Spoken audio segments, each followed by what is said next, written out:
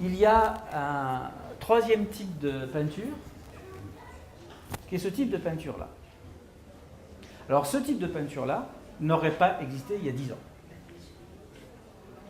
Depuis une dizaine d'années ou une vingtaine d'années, les Warli, ils ont aussi le téléphone, ils ont la radio. Ceux qui ont l'électricité, pas tous, ont aussi la télévision, etc.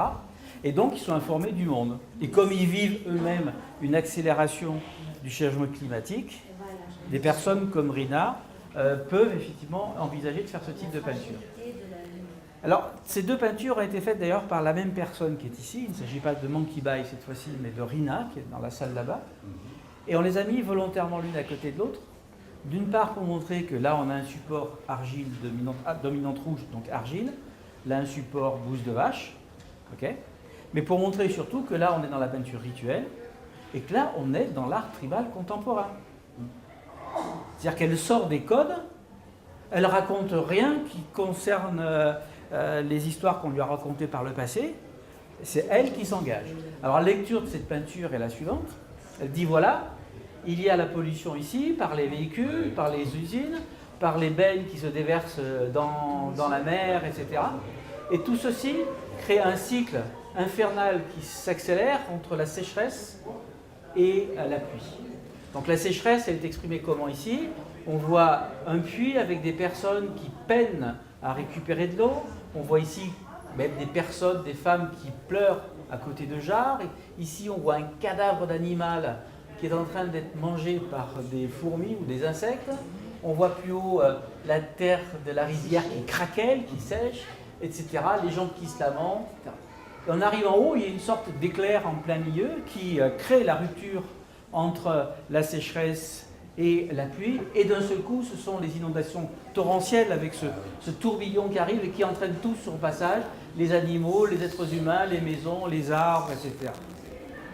Ce mouvement est très très fort et il semble être arrêté par une horde, je dirais un groupe de petites divinités. Pourquoi divinités? Parce qu'elles ont ça sur la tête, et ça c'est aussi une façon de reconnaître un dieu d'un être humain. Tout à l'heure je disais, il y avait les chignons, il y avait les couettes. Là, c'est pour reconnaître les dieux des êtres humains. Si on rajoute un chignon, ce sera une divinité féminine, etc. Et ces six divinités-là, elles implorent une grande divinité, vous voyez ici, qu'on appelle Mahadev, qui veut dire en langue indienne le grand dieu, qui, lui, est entouré d'un serpent et d'un œuf sur la tête du serpent. Et qui essaye effectivement d'apporter sa puissance pour que la Terre retrouve son équilibre. C'est-à-dire que ce qui se passe aujourd'hui, cette Terre qui pleure, avec au-dessus une usine qui crache encore de la fumée, les pointes comme ça, ce sont les montagnes qui n'ont plus d'arbres. On voit que les arbres ont été tranchés. Seul, il reste un arbre en haut qui s'affaisse comme ça, comme si c'était le dernier. Donc c'est une interpellation pour que ce dieu, alors on faut rentrer un petit peu dans l'hindouisme, qui s'assimile en fait à Shiva, qui dans l'hindouisme est celui qui construit et déconstruit, etc., s'intéresse à un autre dieu qui s'appelle Vishnu, qui est en haut représenté par ce signe, qui lui est là pour maintenir les choses, et c'est une conversation entre les deux, pour qu'effectivement l'équilibre des saisons redevienne normal. Donc c'est fort comme peinture.